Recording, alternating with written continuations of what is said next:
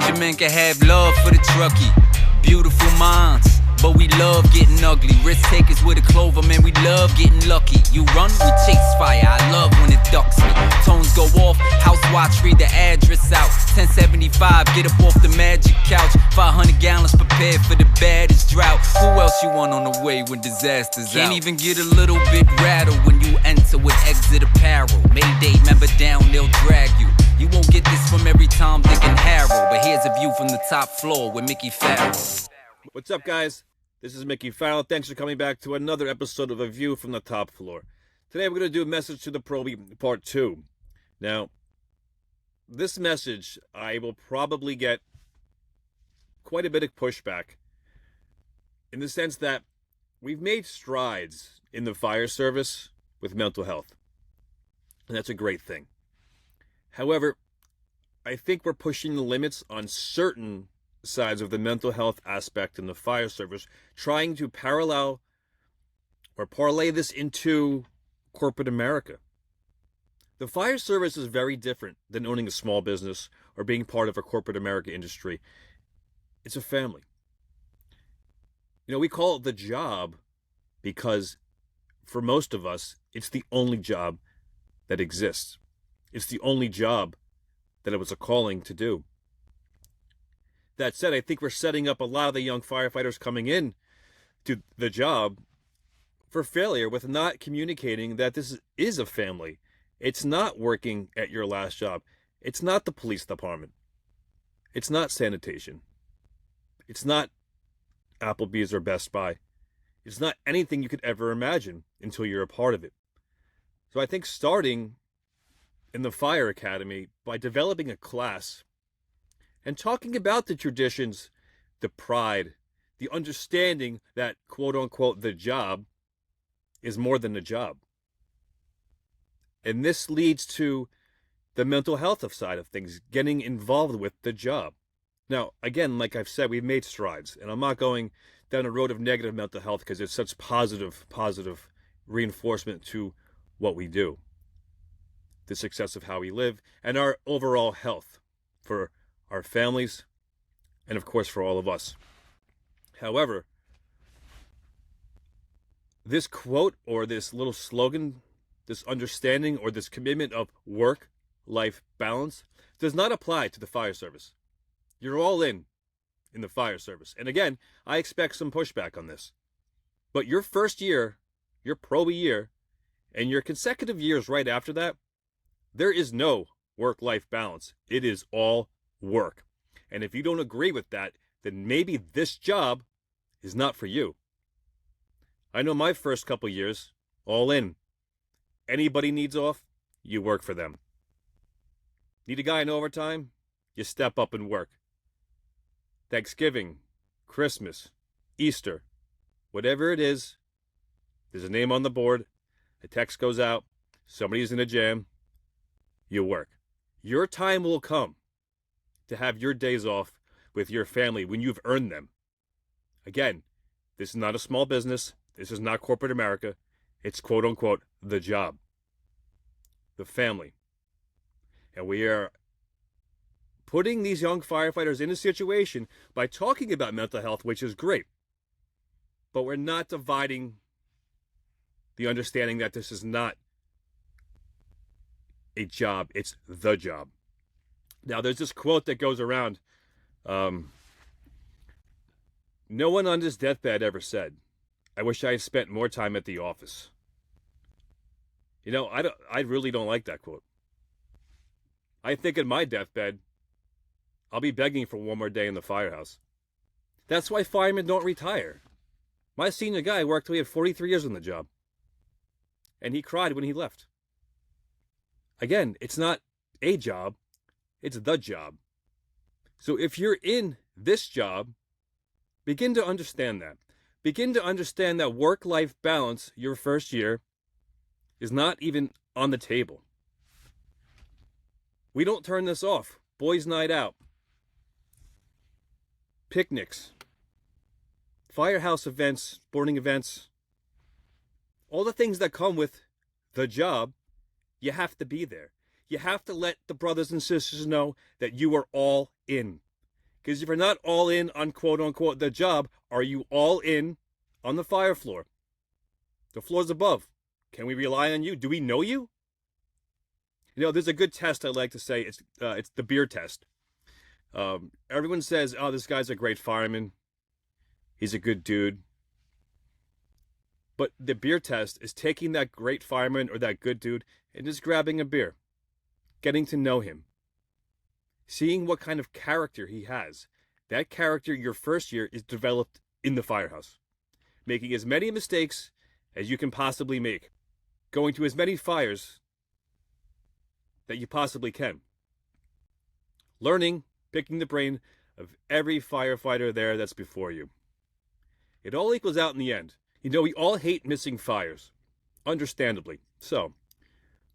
But your first year, it is critical that you make as many fires as possible. You have to get the reps in. Now, I'm not a big rep guy. I don't like the word reps so much, but that's exactly what they are. Reps. Think about any professional athlete. Their first year on that team, they're trying to prove themselves, prove their worth for that team. The fire service is no different. We are a team, we are a family, and you have to prove your worth, your net worth within that firehouse, not only in the firehouse, but the job.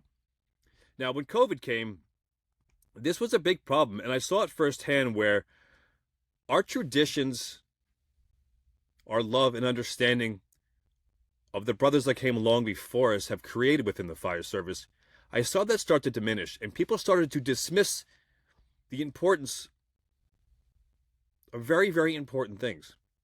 Again, those firehouse events were canceled. And I've already seen it where certain firehouses that used to have a lot of company events or more or less family events, they've gone away with COVID and never came back. So with COVID, not only did we lose our morale, we lost firefighters. Firefighters resigned. We lost a lot of tradition. It's very, very important that the senior guys that are still motivated, not totally turned off by what has happened to quote unquote the job, the family, and not discouraged by the next generation coming on with this work-life balance that they're entitled to something. You know, okay, so let's talk about funerals a little bit. Now, funerals, I think with that work-life balance mentality of the next generation coming on the job, they've kind of warmed up to the idea that funerals are somewhat optional. Understand that when you're a part of this job, this family, funerals are mandatory. If you're not in the firehouse working, you are at that funeral, no questions asked. There is no excuse other than maybe you better be on your deathbed. You're there with your children. If you have to, you bring your wife. Whatever the case may be, you are at that funeral. That is something I saw get lost during COVID. Because of the restrictions on funerals, people just didn't have to go. They weren't forced to go. I've already seen it progress from the COVID state of funeral to post-COVID, the traditions being lost. If you're just coming on to this job, you have to understand that funerals will always remain mandatory. And for those of you that don't feel that way, well, then you're just losing in the end. Because I truly believe if you take care of this job sincerely and love it, cherish it, nourish it, this job will always take care of you and your family. I've said it many times. But that starts with going to the funerals. You know, especially in like the volunteer world where it's not a day's work. You're off work, you're going to the funeral, or you're working and you don't go because you're working and manning a firehouse. In the volunteer world, I see it more of a problem because you have to take off a day's work to go to a funeral. And that's a problem. So I think a good way to get around that, and it's something to think about maybe, is, you know, you have the picnic committee, the parade committee, the wet down committee, right? All these committees in the volunteer fire service. And that's a great thing because that's your firehouse event. You know, you don't do so much of the boys' night out type things, the sporting events, maybe a softball team. But those become your camaraderie, that togetherness, that brotherhood. Well, why don't you throw this in the mix? Something to think about is having a funeral committee. A committee that sends two guys, start locally, maybe start countywide. There's a funeral, you show up to the wake or funeral together in uniform to represent your department. You represent the fire service in general, the family, the pride, the tradition. the things we're losing. Because again, if you take care of it, it'll take care of you and your family tenfold. Now, start there, countywide. Then maybe go statewide. And instead of having a fundraiser for the new rig or fundraiser for whatever it is, the pancake breakfasts, whatever it is that your department does to raise funds, maybe put some of those funds into a funeral fund that can pay for the brothers to go to the funerals. Get them a room in a hotel. You know, funerals, it's not a fun thing, but there's a sense of camaraderie and importance that you gain by going, putting that uniform on, and representing. Then going out to the coalition, having a couple cold ones, hanging out with some friends, having a couple laughs, and honoring that brother that came before you. So we can't lose sight of this. And like I said, with the COVID, the post-COVID days we're living, I just see traditions dying. I see work-life balance from the mental health side of things taking away our traditions. You know, the work-life balance, eventually you get enough time on this job, and then you get those moments with your family. You get to turn the job off. And that's important we do that. I'm not saying that, you know, for 25 years we're not turning this job off, but your first year, you better be living this job day in and day out, taking it home, reading about it, dreaming about it, thinking about it, coming back and doing it again. You know, when I taught at the Fire Academy, it was very obvious that we were all in as far as the instructors, understanding that we've been there a long time within the fire service. We knew the traditions. And then you get the kids coming in that all walks of life had no understanding. Some had family in the job that kind of got it, but they still don't get it till you live it. And you ask them, you raise their hand. How many are married? How many have a girlfriend? How many have kids? And you probably get like 40% maybe married, 30% with kids, because it's a young man's job. And there's a reason behind it's a young man's job. But we make it very clear, like, well, you better have a conversation with your wife and your girlfriend, your kids, and explain that for the next 18 to 23 weeks, I am 100% in on the Fire Academy. That's the only thing I care about.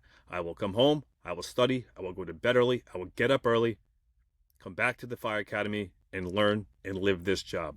I do remember an instance after we did have that conversation that somebody resigned. And they said they weren't buying into the brotherhood. Thank God they resigned them and didn't get to a firehouse and pollute a firehouse with negativity. You know, that's happening more and more, again, because there's people on the outside of the core family of the fire service, more so the fire industry, taking mental health aspects from corporate America and trying to apply it to what we're doing. And we're brainwashing young firefighters thinking that they come into the firehouse and they have a say. They need a mental day off. They need a break. I'm kind of out on all that. That's just my opinion. I expect some pushback on this, and I really don't care because I'm seeing it firsthand. This Me Too attitude coming in that everyone's deserved something or owed something because they made it. Well, you didn't prove yourself. You didn't prove that you were all in just yet. And that'll come in time, like I said. Like with everything, right? Time. Time's a tool on the fireground and in the firehouse. And how you manipulate it and how you honor it and how you respect the time on the back end, it all pans out. It all works out if you do the right thing in the beginning. It's frustrating because I do see that gap of firemen that did the right things. They worked all the holidays. They worked all the weekends.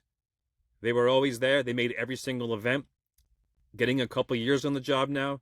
And that next generation backfilling the firehouse, not doing the same thing because they feel they're entitled for that work-life balance. All right, guys, I guess that's all I really got for you today. It's just, not that it's a hot topic. It's just something that I've been thinking about because, I keep seeing this slogan, work-life balance, and I don't know. In that quote, I've read that quote about, on your deathbed one last day and you wish you didn't spend it at work. And it actually pissed me off. I was like, man, that guy, it sucks to be that guy because he wasn't a fireman. He didn't have that love for something that was so much more than him. So I guess the takeaway from this is if you're a young firefighter in your first year, just be all in, prove yourself, and have the understanding that this job, quote unquote, the family, the fire service, is so much more than you. And that's what makes this job so special. All right, guys, again, I'm Mickey Farrell. Thanks for tuning in. A message to the Probie Part 2. A little different, just something that was on my mind. And if you want to push back and you want to talk about this, feel free to reach out on Instagram or email me at thefloorabovethefire@gmail.com. That's the podcast website. If you want to submit any questions for any topics you'd like us to cover, you can do that as well at the same email. If you're in the North Carolina area, I will be at the training days on Monday. I'm speaking 1:30 on Monday afternoon. Lithium-ion battery fires, understanding a modern fire in tactical sense. Incredible lineup for the training days. So again, if you're in the Mid-Atlantic region and want to come check it out, there's still some time, I believe, and there's still some tickets to register. All right, so that's it, guys. Have a good one. See you next time.